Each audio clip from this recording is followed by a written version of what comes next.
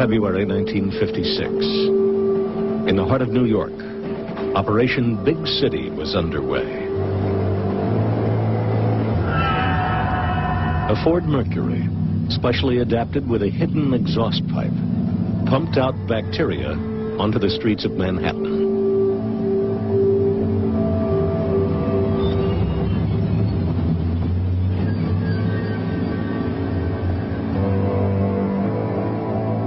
Undercover agents entered the city's subway system, their cases equipped with tiny motors, which covertly dispersed the bacteria Bacillus globuli.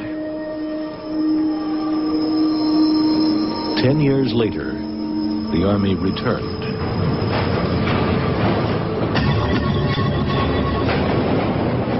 Light bulbs filled with bacteria were dropped in front of trains and down ventilation shafts to test how far the bacteria would spread through the subway system.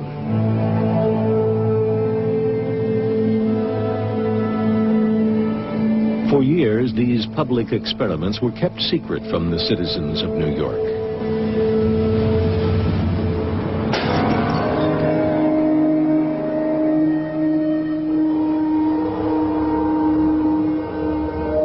The Army faithfully filmed its own experiments.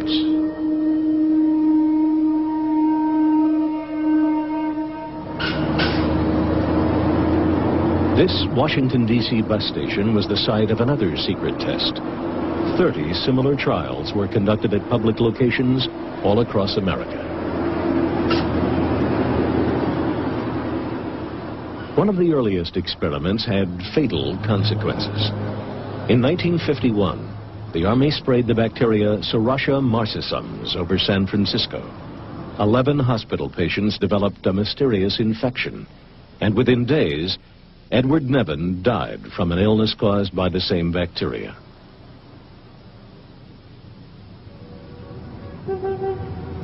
In 1953, CIA employee Frank Olson leaped through his bedroom window on the 10th floor of this New York hotel. 9 days earlier, a fellow CIA scientist had secretly spiked his drink with LSD. It took the government 22 years to acknowledge its role in Frank Olson's death. Another cover-up concerned the death of a civilian, Harold Blower. Suffering from depression, he was a patient at the New York State Psychiatric Institute.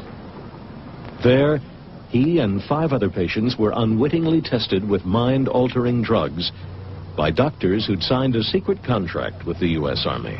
Again, it was more than 20 years before his family discovered the truth. In 1975, I was living in California with my 2 children, and there was a knock on the door, and 2 people in uniform were at the door. They said they were from the Pentagon, and they wanted to talk to me about the death of my father. And I told them that my father had been dead a long time. They came in and they told me that they had found papers at the Edgewood Arsenal in Maryland. And these papers had information about my father's death. It took Harold Blower's family 15 years of fighting the government in court before a judge's ruling established the facts. On January 8, 1953, between 9:53 and 9:57 a.m., my father was injected with 450 milligrams, or 6.47 milligrams kilograms of body weight of EA1298. According to the drug study notes, at 9:57, my father became very restless and had to be restrained by the nurse. He began sweating profusely and flailing his arms wildly. At 10:01, he pulled up in bed, his body stiffened, his teeth clenched, and he began frothing at the mouth. Similar reactions continued for over an hour. My father was still talking and moving his legs randomly at 11:05. Finally, at about 1.5 hours after the injection had begun, my father lapsed into a coma. He was pronounced dead at 12:15 p.m. It's also known that the Army and Navy have a history of conducting secret risk assessments designed to test the vulnerability of American cities and civilians to biological attacks.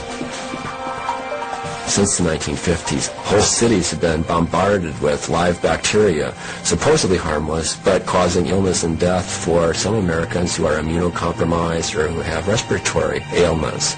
And these kinds of things just need to be stopped, and there has to be some accountability. In the 1950s and 60s, the US Army staged mock biological attacks on major American underground systems. According to Army documents, on the 8th of June 1966, more than 1 million unsuspecting commuters aboard the New York City subway were exposed to supposedly harmless anthrax-simulant spores. Could the 2001 anthrax attacks have been another risk assessment test?